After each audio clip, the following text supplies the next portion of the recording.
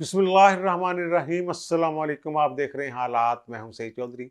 साबिक वज़ीर आज़म इमरान खान की एस्टेब्लिशमेंट के साथ सुलह की एक और कोशिश या मिन्नत अल्लाह आप कह लें, वो नाकाम हो गई है। और वहाँ से क्या जवाब दिया गया है? क्या खान साहब का वाक़यतन कोई नफ्सियाती मसला है या दिमाग का कोई पेच ढीला है? इस पर बात करेंगे। कुछ हमने इकट्ठी की हैं खबरें, इंफॉर्मेशन, तो वो ज़ाहिर है आपके साथ शेयर करने के लिए। फिर ज़ाहिर है हम कोशिश तो करते हैं कि आप तक सही और बर वक़्त जो है खबर हम पहुँचा सकें। और फिर दूसरा जनाब कि मकसूद चपड़ासी और डॉक्टर आमिर लियाकत, दोनों का एक ही दिन में थोड़े से वक्फे के बाद इंतकाल हुआ है। और दूसरा डॉक्टर आमिर लियाकत हुसैन और मकसूद चपड़ासी का इंतकाल हुआ है। और उनकी जो मौत के बारे में ज़ाहिर है चहमगोइयाँ तो हो रही हैं बहुत सारी। क्या दोनों की जो मौत है वो गैर तबी है? इस पर बात करेंगे। ये मैं क्यों कह रहा हूँ, ये आगे जाके मैं इसकी तफसीलात जो हैं वो आपके गोशगुजार करूँगा। लेकिन इससे पहले एक अच्छी खबर है कि ब्लूमबर्ग की रिपोर्ट है कि आइंदा 3 माह में पाकिस्तान की जो माशी सूरत हाल है या इक़्तिसादी सूरत हाल है, उसको सँभाला मिलेगा। वो बहुत बेहतर पोज़ीशन में आ जाएँगे। और उसकी वो उन्होंने मुख्तलिफ़ वजूहात, जो हम तक खबरें, छोटी-छोटी खबरें होती हैं कि जनाब कतर से ये मिलने वाला है, सऊदी अरब से ये मिलने वाला है, कि वही उसी को उन्होंने बुनियाद बना के अपनी रिपोर्ट को ये उन्होंने बताया है, तबसरा किया है कि जनाब पाकिस्तान की इक़्तिसादी सूरत हाल आइंदा 3 माह में बेहतर हो जाएगी। और उन्होंने अंदाज़ा लगाया जीडीपी का 4%। जो हमारे अंदाज़े, जो हमारी हुकूमत के अंदाज़े हैं, ये शायद 6% तक ले जाना चाहते हैं। वो कहते हैं कि 4% तक जीडीपी जो है वो रहेगी। उनका ख्याल है कि 7 से 8 अरब डॉलर जो हैं सऊदी अरब से मुख्तलिफ मद्दों में पाकिस्तान के हवाले किए जाएंगे। वो एक तो वो पेट्रोल वाला ही है, वो उसको वो उन्होंने कर दिया है कि जनाब जो आधार तेल देते हैं उसको ज़रा और उसको एक्सटेंड कर दिया उन्होंने। और फिर कतर से 1 अरब डॉलर वैसे पहले पड़े हुए हैं, 2 अरब डॉलर वो मज़ीद देंगे रखने के लिए रिज़र्व्स में। और 3 अरब डॉलर की वो उधार जो है वो हमें एलएनजी जो है वो देंगे। और वो एक 9 माह बाद पेमेंट हमें करनी होगी फ़रोख्त करके, और 1 साल बाद पेमेंट करनी होगी। और फिर चाइना से जो उन्होंने री इन्वेस्टमेंट की है पाकिस्तान में, वो उन्होंने 1% कम सूद पे पाकिस्तान को वो फ़राहम करेंगे। बहरहाल कल बजट आ रहा है और फिर आईएमएफ के साथ भी जो मामलात, आईएमएफ के साथ जो इनके मामलात तय हो रहे हैं, उनमें अगर वो उनकी ज़ाहिर है वो माजी की हुकूमत जो कर गई थी, तो उसके बाद तो ये इनके हाथ बंधे हुए हैं बहुत सारे मामलात में कि जो एग्रीमेंट हो चुके हैं उनको दोबारा खोलना, दोबारा नए सिक्के शामिल करना एक मुश्किल काम होता है। लेकिन ये पुरुम्मीद हैं जो हमारे वज़ीर ख़ज़ाना हैं मिफ्ता इस्माइल साहब के हम ये उनके साथ आईएमएफ के साथ नए सिक्के शामिल करवाने में कामयाब हो जाएंगे। और फिर बजट जो है वो तो ज़ाहिर है जो बातें सुनने में आ रही हैं वो तो सख्त किस्म का बजट ही होगा। ये ऐसा नहीं होगा, हो सकता है मुलाजमीन की तनख्वाहें और पेंशन वगैरह जो हैं उनमें इजाफा हो जाए, लेकिन ये टैक्सों टुक्सों की मद में और पेट्रोलियम मसनूआत में जो टैक्सेस का इजाफा, जनरल सेल्स टैक्स वगैरह वगैरह, महंगाई तो आएगी, महंगाई का सैलाब तो आएगा। और इसी इंतज़ार में बैठे हुए हैं इमरान खान साहब कि किसी तरीके से जब महंगाई का सैलाब आएगा तो फिर हम उठाएंगे मामले को जनाब उसी तरह जैसे इन्होंने महंगाई मार्च किया था, तो हम भी महंगाई मार्च करेंगे, बशर्ते कि सुप्रीम कोर्ट ने इजाज़त दे दी। वो जो मैं कह रहा हूँ कि ये मामलात उनकी एक सुलह की कोशिश इदारों के साथ एक कोशिश थी जो कामयाब नहीं हो सकी। सो मोटो वाला केस नहीं आपको याद होगा, वो सो मोटो लिया कि जनाब क्रिमिनल जस्टिस सिस्टम में हुकूमत मुदाखलत कर रही है, स्टे कर दिया। और फिर जो नैब और एफए का रिकॉर्ड है वो जनाब सॉफ्ट कापीज हमें दे दें, सुप्रीम कोर्ट ने कहा हुआ है 5 रुकनी बेंच ने। तो वो 14 तारीख को यानी मंगल वाले दिन उसकी सुनवाई डेट पड़ी हुई है, लेकिन 13 से छुट्टियां हो रही हैं सुप्रीम कोर्ट की। तो फिर चांसेस इस बात के मौजूद हैं कि वो शायद एडजर्न हो जाए या लेफ्ट ओवर हो जाए केस। वो सुनवाई ना हो सके बेंच की अदम दस्तयाबी की वजह से। तो लेकिन एक बात ये भी है कि डेट दी हुई है सुप्रीम कोर्ट ने, लेकिन ज़्यादा चांसेस यही हैं कि एडजर्न वो हो जाएगा। लेकिन वो उनका जो मतमे नज़र था, जो मकसद था कि रिकॉर्ड में हेरा फेरी ना हो, जो वो तो एक तरह से पूरा हो गया है। क्योंकि अगर सॉफ्ट कापीज़ आ जाती हैं और फिर वो दस्तयाब होगा सुप्रीम कोर्ट में रिकॉर्ड, अगर वहाँ से रिकॉर्ड गायब हो जाता है, जो उसमें कोई हेरा फेरी हो जाती है, तो वो सुप्रीम कोर्ट वाले रिकॉर्ड के साथ उसको टैली जो है वो किया जा सकता है। और फिर यहाँ सुप्रीम कोर्ट से वो कोई उनको वो फौरी रिलीफ जो है कि जनाब हमें इजाज़त दें, हमें आने दें, हमें तहफ़्फ़ुज़ दें, धरना देना है हमने या लॉन्ग मार्च करना है, धरने की इजाज़त तो कतई नहीं मिलनी इनको। मार्च की इजाज़त मिल सकती है जनाब कि ना इनको रुकावट डाले, लेकिन वो इनके पास अब सकत ही नहीं रही खान साहब के पास कि जनाब इतने बंदे इकट्ठे कर ले कि एक सैलाब जो हो अवाम का, सुनामी जिसको ये कहते हैं उर्फ़ आम में, कि सुनामी ले आए। ऐसे मेरे ख्याल से ये खुद भागते फिर रहे खान साहब। और फिर सुप्रीम कोर्ट से कुछ और आला अदलिया से मामलात ऐसे हैं कि इन्होंने अपने बहुत सारी चीज़ें जो है वो अपने खाते पूरे कर लिए हुए हैं। मसलन ये कि इंटरिम बेल जो है, अबूरी ज़मानत, वो एक केस में एक मरतबा ही होती है। इन्होंने अपने तमाम मुकदमात में जो अबूरी ज़मानतें वगैरह करवा रखी हैं ताकि हम जो मेन अदालत है, असल अदालत है या ट्रायल कोर्ट है, वहाँ जाकर ज़मानत करवा सकें। और 21 दिन की ज़मानत ये पेशावर से लेके आए हुए हैं, पेशावर हाई कोर्ट से। तो फिर दोबारा वो अबूरी ज़मानत नहीं मिलती।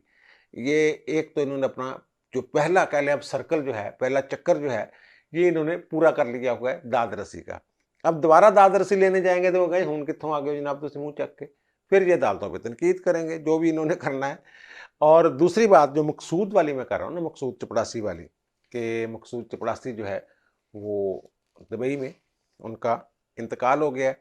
और उस इंतकाल के बाद ये मैं कहता हूँ इनको बेशर्मों की ये एक जमात है जिसका नाम पीटीआई है। इनके लीडर से लेके निचली सतह पे तर्जमान तक जो भी इनके हैं, तो मकसूद चपड़ासी उसका बड़ा जिक्र करते रहते हैं। इमरान खान साहब, वो जिनके अकाउंट में पैसे आते थे, वो कहते हैं कि उनके अकाउंट में ट्रांजैक्शंस होती थी। इनके फ्रंटमैन थे या इनके कुछ चपड़ासी थे, लेकिन उसके नाम पे अकाउंट खोला हुआ था। शहबाज शरीफ, हमजा शहबाज वगैरह के खिलाफ एफआई वाला जो केस नहीं, उसमें मकसूद चपड़ासी को गवाह के तौर पे वो शायद पेश किया जा रहा था। वो दुबई में थे, वो इंतकाल कर गए।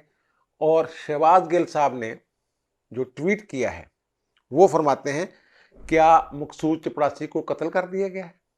ये सर इनकी सोच है। अगर मकसूद चपड़ासी को कत्ल कर दिया गया है तो फिर डॉक्टर आमिर लियाकत के बारे में आप क्या कहेंगे? डॉक्टर आमिर लियाकत ने 29 मई की एक खबर है, वो हम आपको दिखा देते हैं। उन्होंने इंस्टाग्राम पे ये बयान किया कि उन्होंने कि मेरी जो तीसरी तलाक है उसके ज़िम्मेदार इमरान खान है।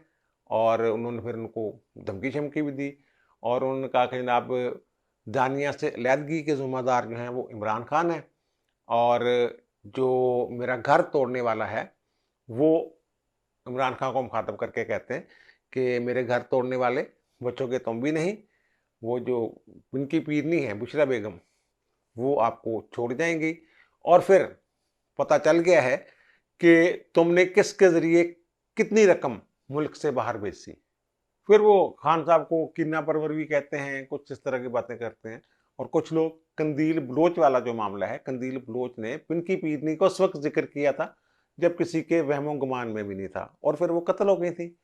और फिर अगर शहबाज गिल की बात, मकसूद चपड़ासी वाली जो बात है उसको हम अहमियत दें या सवालिया निशान ही उसके आगे लगा दें, वो कहते हैं क्या का लफ्ज़, तो फिर क्या आमिर लियाकत के बारे में भी यही कहेंगे कि खान साहब को उन्होंने धमकी दी थी कि जनाब मैं कच्चा चट्टा खोल दूंगा, या जो भी मुझे पता चल गया कि कैसे पैसे बाहर भेजते थे आप और किसके ज़रिए भेजते थे। और फिर उन्होंने ये भी कहा था, खान जो किन्ना परवरी वाली बात तो उन्होंने की है कि मुझ पे खान ने कहा कि 20 करोड़ रुपया का महर लिया, यानी 20 करोड़ रुपया रिश्वत का इल्ज़ाम नहीं लगाया था अदमतवाद वाले मामले पे, और कहा था कि जनाब फिर उन्होंने इसीलिए कहा 11 करोड़ महर जो है वो मांगने का कहा गया। इस तरह की बात उन्होंने की हुई है अपने ट्वीट में। बहरहाल ये शर्मनाक बात है कि मकसूद चपड़ासी को अगर आप कहेंगे कि कत्ल किया गया है तो फिर सवाल ये भी आएगा कंदील बलोच वाली बात जैसे मैंने की है कि क्या आमर लियाकत को भी कत्ल किया गया है। आपके लीडर को तो उस जहर का भी पता है कि जो जहर दे दिया जाता है तो पता ही नहीं चलता पोस्टमार्टम में कि जनाब इसको जहर दे के मारा गया है। अल्लाह रहम करे, पिछले व्लॉग में मैंने कहा था अल्लाह ताला शर्में रखे सबकी, पर्दे रखे सबके। तो अब आते हैं जनाब हम खान साहब की तरफ कि खान साहब क्या जो है वो गुल खिला रहे हैं और उनके साथ हो क्या रहा है। अब जनाब खान साहब की एक बड़ी कोशिश थी, लेकिन इससे पहले खान साहब की एक और जो है बोंगी उसका मैं जिक्र कर दूँ। आज मुश्तरका इजलास था, वहाँ जो इलेक्शंस एक्ट है उसमें तरमीम जो है मुश्तरका इजलास में जो सदर ने वापस भेजी थी और नैब आर्डिनेंस में तरमीम जो है वो दोनों तरामीम मंजूर होगी। अब खान साहब को चढ़ा हुआ है गुस्सा जनाब। खान साहब कह रहे हैं कि जनाब ईवीएम हम इसलिए लाए थे कि जनाब धांधली की कोई गुंजाइश ना रहे। अब खान साहब से कोई पूछे कि जितने बूथ बनेंगे पूरे पोलिंग स्टेशंस में पाकिस्तान में, हर बूथ के लिए एक ईवीएम चाहिए होगी, इलेक्ट्रॉनिक वोटिंग मशीन एक चाहिए होगी। वो तो अभी ट्रायल भी नहीं हुआ था उसका, तो इलेक्शन कैसे हो सकता था? एक बात। दूसरी बात वो कहते हैं जनाब ओवरसीज पाकिस्तानियों को हक मिलना था। ओवरसीज पाकिस्तानियों को जो हक है वो तो पहले ही आइन में मौजूद है, पाकिस्तान में आए और वोट दे दें। और ईवीएम के जरिए अगर देना था तो वो भी अभी प्रोसेस जो है वो इंतजाम ही मुकम्मल नहीं थे। उसके ऊपर तो इतराज़ात दर इतराज़ात लगाए जा रहे थे, इलेक्शन कमीशन की तरफ से नाकाबिले अमल मनसूबा डिक्लेयर किया जा रहा था। अब खान साहब का झूठ जो है वो ऐसे पकड़ा जा सकता है कि 3 अप्रैल को खान साहब ने असम्बलियाँ तहलील कर दी थी, जिन्हें बाद में सुप्रीम कोर्ट ने बहाल कर दिया और फिर तहरीक अदम एतमाद भी बहाल हो गई, फिर अदम एतमाद भी हुई, फिर शहबाज शरीफ का इलेक्शन भी हुआ, वो इलेक्ट भी हो गए प्राइम मिनिस्टर के तौर पे। अगर खान साहब की उस बात को सुप्रीम कोर्ट जो है वो इंडोर्स कर देती और असम्बलियाँ तहलील तस्वर कर ली जाती उनके तोड़ने से, तो फिर ईवीएम कैसे बनती?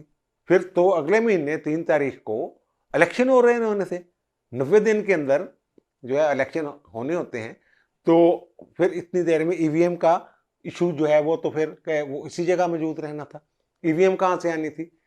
धांधली कैसे रुकनी थी? खान साहब अल्लाह दा खौफ करो, कौम पूरी ने तुम बुद्धू ना बनाया करो, अपने तरह हर बंदे ने समझा करो, लोग बड़े समझदार हो गए ने। दोबारा मैं अर्ज कर रहा हूं कि 3 अप्रैल को अगर असम्बली तहलील हो जाती तो फिर 3 जुलाई तक इलेक्शन हो जाने थे, जरूरी थे। तो फिर 90 दिन के अंदर तो फिर ईवीएम कहां से आनी थी? और फिर कहते हैं जी पहले एनआरओ दिया था मुशर्रफ ने, अब इन्होंने जो पिछले 10 सालों में इन्होंने लूट मार की थी उसका हिसाब मैंने लेना था, तो इसलिए ये नैब आर्डिनेंस में तरमीम कर रहे हैं। नैब आर्डिनेंस यार उसमें कोई ऐसा मसला नहीं है, मसला सिर्फ ये है कि जो कवानीन है उसका दुरुस्त इस्तेमाल, यही एक मसला होता है इस मुल्क में। अगर दुरुस्त इस्तेमाल और तो कवानीन बेहतरीन होते हैं, अगर उनको इंतकामी कार्रवाई के लिए या सियासी इंतकाम के लिए इस्तेमाल किया जाए तो फिर गड़बड़ हो जाती है। और वो एनआरओ जो था वो सुप्रीम कोर्ट ने कलअदम कर दिया था। इनको एनआरओ के जरिए खास तौर पे नून लीग वाले तो उसमें आते नहीं थे, एनआरओ उसने बनाया ही इस तरीके से था कि सिर्फ पीपल्स पार्टी और दीगर सियासतदानों को, एमक्यूएम वगैरह को उससे सहूलत मिलनी थी या इस्तेफादा कर सकते थे। वो उन्होंने इस्तेफादा किया भी नहीं था और वो एनआरओ इफ्तिखार मोहम्मद चौधरी वाले बेंच ने सुप्रीम कोर्ट ने कलअदम कर दिया था। ये भी खान साहब के वो मेरे ख्याल इल्म में नहीं है।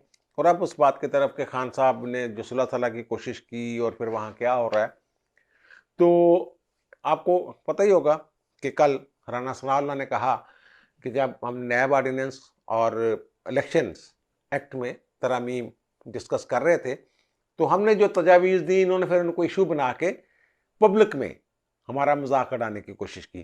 तो शाह महमूद कुरैशी ने, वो कहते हैं खुद मेरे सामने आ जाए, मेरे सामने बैठ के बात कर ले, मैं बिल्कुल सही बात कर रहा हूँ, को शाह महमूद कुरैशी ने कहा कि राणा साहब आपकी तजावीज़ तो ठीक हैं लेकिन वो पागल बंदा नहीं बनता, यानी इमरान खान को उसने पागल कहा शाह महमूद कुरैशी ने। और अब शेख रशीद साहब भी, एक शेख रशीद साहब के बारे में ये अंदर खाते पीटीआई में बहुत ज़्यादा ये तासर है कि वो गेट नंबर 4 के मुखबर के तौर पे काम करते रहे हैं और उन्होंने बड़ा नुकसान पहुंचाया है पीटीआई को। और इमरान खान को काफ़ी गुस्सा है, वो कहते हैं ये मैं चपड़ासी भी नहीं रखूँगा इसको।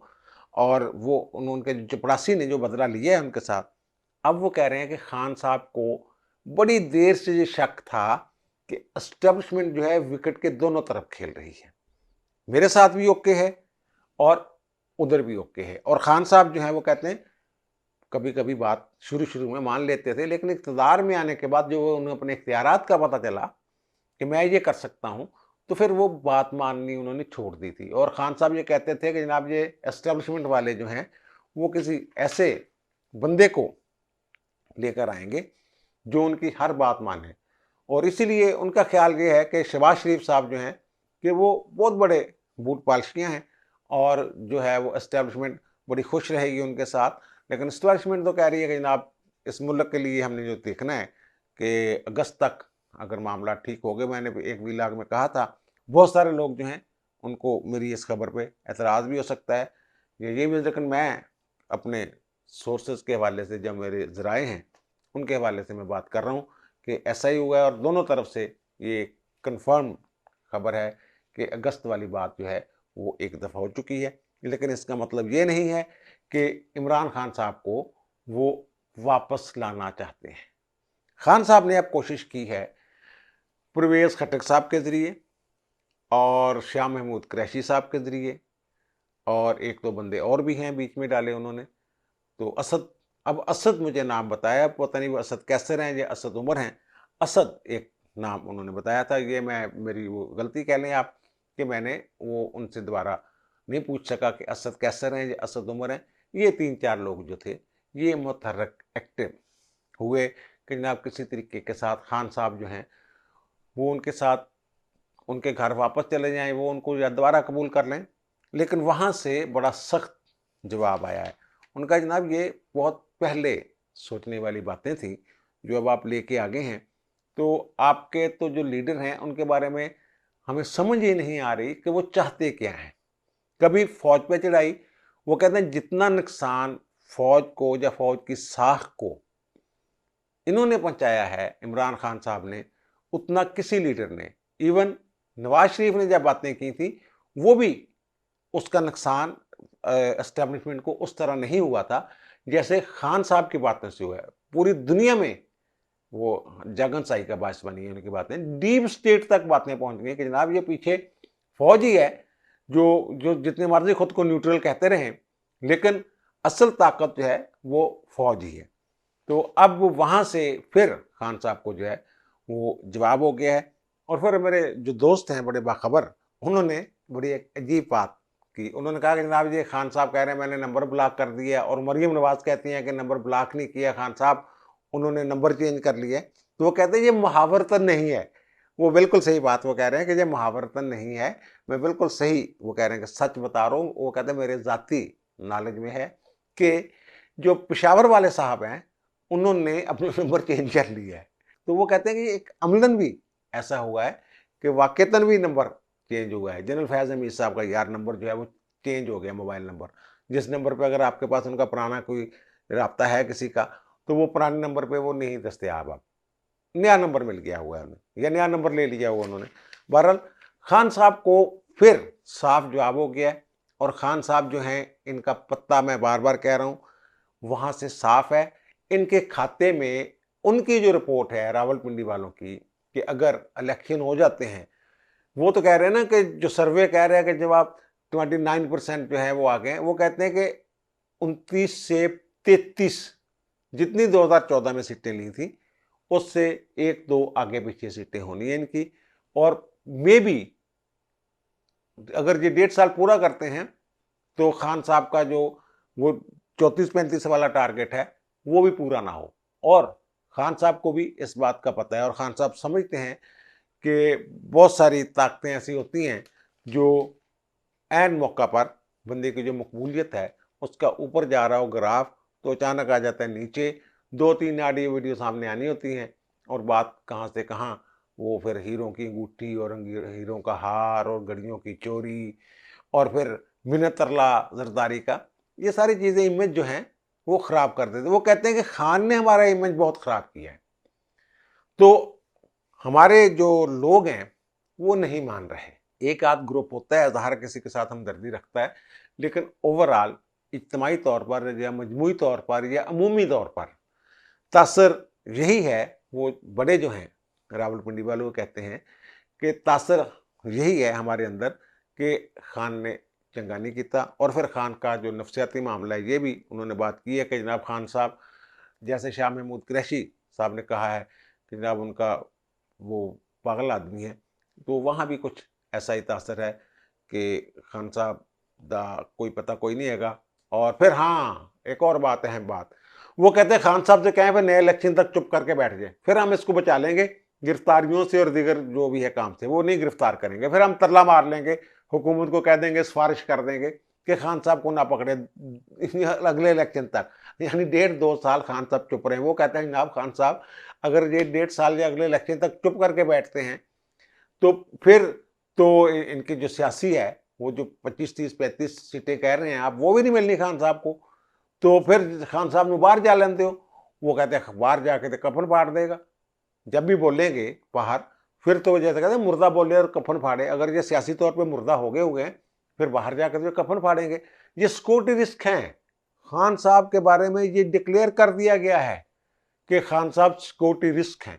और ये बात अब की नहीं है, जब ये खान साहब के खिलाफ तहरीक अदम एतमाद लाने का फैसला किया गया था मॉडल टाउन में, और नवाज शरीफ ने बराह रास्त खिताब किया था और कहा था कि ठीक है जनाब लें तहरीक अदम एतमाद, तो उस वक्त भी सिक्योरिटी रिस्क की बात की थी। और सिक्योरिटी रिस्क की बात उन्होंने अपनी नहीं की थी, उन्होंने अदारों के हवाले से ही ये बताया था। और अब वो कहते हैं कि ये पक्की बात है कि खान साहब जो हैं, ये इनको ये नहीं हम कहते कि जनाब किसी के आलाकार हैं या क्या हैं, लेकिन ये कि ये इनकी सोच है या नफ्सियात है या कोई पागलपन के दौरे पड़ते हैं, तो खान साहब सिक्योरिटी रिस्क किसी वक्त भी कोई ऐसी बात कर सकते हैं कि जो इस मुल्क के लिए, इस मुल्क के अदारों के लिए ख़तरनाक हो सकती है। अब दीजिए मुझे इजाज़त, इंशाल्लाह दोबारा मुलाकात होती है नए व्लॉग के साथ। अल्लाह ताला आप पर, मुझ पर, हम सब पर मेहरबान रहे। अल्लाह हाफ़िज़।